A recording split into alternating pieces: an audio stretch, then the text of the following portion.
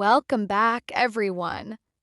This week, I will be talking about why rest is a revolutionary act of self-care.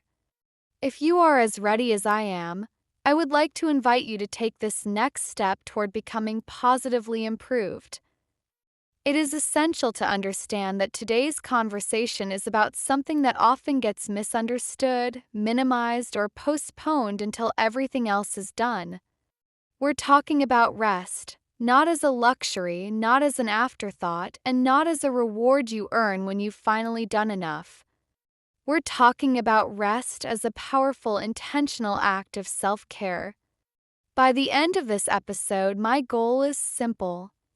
I want you to walk away with a clearer understanding of how rest shapes your energy, your emotional health, and the way you move through your life. I also want you to leave with practical ways to relate to rest differently, not as something you fall into when you're exhausted, but as something you choose because you value yourself. Let's start by looking at the pattern many people live inside without realizing it. We live in a culture that quietly praises overextension. Being busy becomes a form of identity. Being tired becomes proof that you're doing something meaningful. And over time, it teaches people a subtle lesson. That rest is what you do when you've earned it, not what you do because you need it. So the first place we begin is awareness. Not fixing, not changing, just noticing. Take a moment to think about your own rhythm. How often do you push through instead of pausing? How often do you tell yourself, I'll slow down later, instead of asking, what do I need right now? This is where the idea of rest begins to shift, when you start paying attention to the patterns that shape your days. Let me tell you about someone named Callan. Callan built his reputation on being dependable. He was the person people called when something went wrong, when a deadline was tight, or when a plan fell apart. At work, he was known as the one who would step in. In his personal life, he was the one who would show up. On the outside, it looked like strength. On the inside, it felt like pressure that never quite lifted.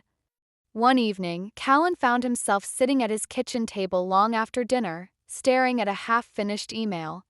His body was tired, his mind was foggy, and his first instinct was to push through anyway. That's what he always did. But this time, something different happened. He noticed how tense his shoulders were. He noticed how shallow his breathing had become. He noticed how automatic his yes had been all day. That moment didn't change his life, but it changed his awareness. He started to see that his exhaustion wasn't just about how much he was doing. It was about how rarely he permitted himself to stop. Listener, this is where rest becomes a conscious choice instead of a crash landing. When you begin to notice the signals your body and mind are sending you, you create the space for something healthier to take shape. Now, awareness alone isn't enough. The next step is to find balance within what you notice. 'Cause once you become aware of how tired, stretched, or overwhelmed you are, it's easy to swing into self-criticism. It's easy to think, I should be handling this better, or other people manage more than this. This is where emotional grounding matters. Let me introduce you to Ria. Ria was driven by momentum.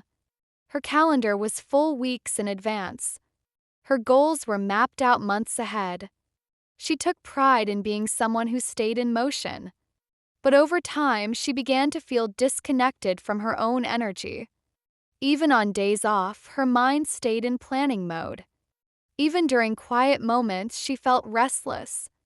One weekend, she decided to try something simple. She went to a local park with no plan, no podcast in her ears, and no list in her pocket. First, she felt uncomfortable. She kept checking the time. She kept thinking about what she should be doing. Then she noticed her breathing slow. She noticed people talking in the distance. She noticed how her body felt when it wasn't being pushed forward. Rhea realized that balance wasn't about doing less forever. It was about giving herself moments where her nervous system could settle, so her energy didn't live in a constant state of urgency. Listener, balance doesn't mean stepping away from your ambitions or responsibilities. It means creating small, intentional spaces where you don't have to perform, solve, or produce. Spaces where you can simply exist without being evaluated by others or by yourself. Once that balance begins to form, something else becomes possible. Your perspective starts to change. You begin to question some of the beliefs you've been carrying about your worth, your role, and your place in the lives of others. Let me tell you about Isandro.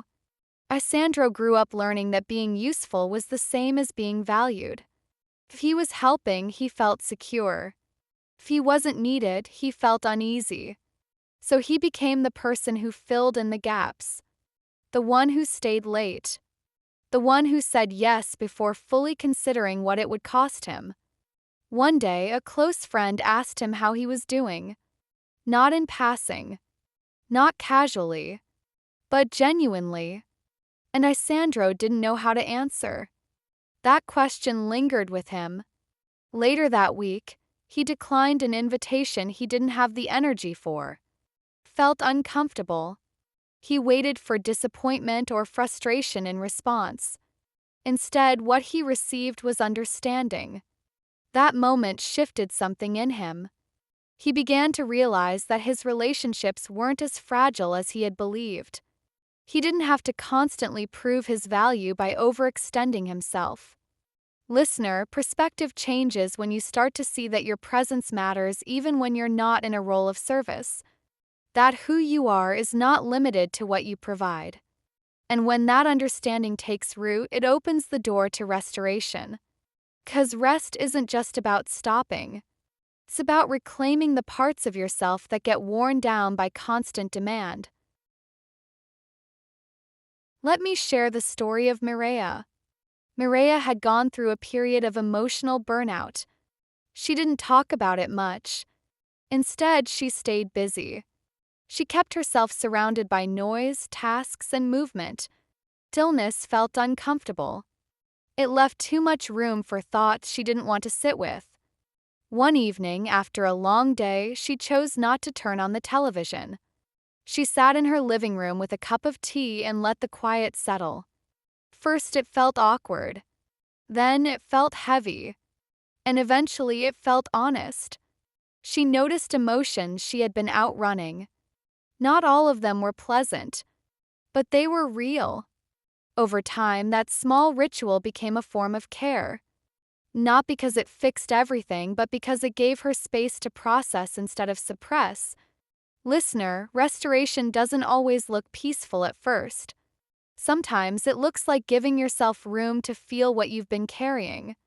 Now, let's step back and look at what these stories reveal when placed side by side. Callan noticed the pattern of overextension. Rhea created moments of internal balance. Isandro shifted how he understood his own value. Mireia made space for emotional restoration. For different people. For different experiences. One shared movement, choosing to relate to rest in a more intentional, respectful way. This is why rest can be described as revolutionary. Not because it's dramatic, but because it quietly challenges the belief that your worth is tied to your output.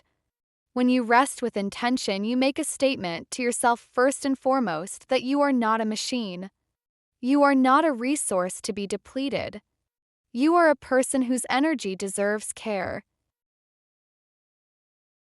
Now, I want to bring this out of the story and into something you can apply. Let's talk about how to begin integrating this into your own life in practical, realistic ways. Start with a daily check-in. Once a day, ask yourself a simple question. What does my energy feel like right now? Not what your schedule says. Not what other people need. What your body and mind are actually experiencing. Next, create a slight, consistent pause. This doesn't need to be long. 5 minutes can be enough. Sit without a screen. Take a short walk. Focus on your breathing. The goal isn't to empty your mind. The goal is to give your nervous system a signal that it doesn't have to stay in high gear all the time. Then, pay attention to your internal dialogue around rest. When you feel guilty for slowing down, notice the story behind that feeling. Ask yourself where you learned that rest had to be earned. Consider what it would mean to believe that care is something you're allowed, not something you qualify for. Finally, move forward with intention instead of habit. Before saying yes to something new, pause. Ask yourself, do I have the energy for this, or am I running on obligation? That single question can change how you shape your time. Listener, rest is not a retreat from your life. It's a way of engaging with it more clearly, more sustainably, and more honestly. When you choose to rest, you're not stepping away from your purpose. You're protecting the energy that allows you to live it.